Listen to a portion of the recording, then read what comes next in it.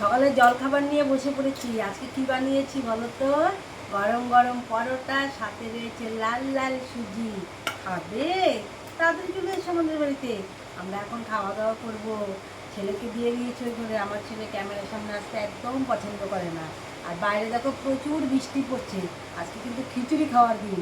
আমরা আজকে দুপুরবেলায় খিচুড়ি করব, গরম গরম খিচুড়ি। আর কি করি তারপরে দেখা যাবে। তাহলে খাওয়া দাওয়া করে নিন। দারুণ!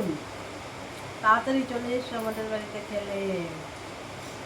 আমি খাওয়া দাওয়া করে নিই। আর আমার বর তো বেতো বাঙালি, বরের জন্য ভাত রান্না করতে হবে। সে ফ্রাইড রাইস, পোলাও, খিচুড়ি এগুলো পছন্দ করে না।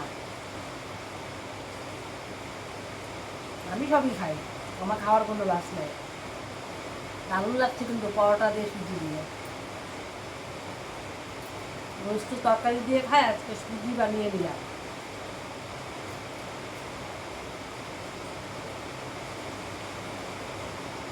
আমি কিন্তু ডান হাত দিয়ে খাচ্ছি, তোমরা আবার বলো না বা হাত দিয়ে খাচ্ছি।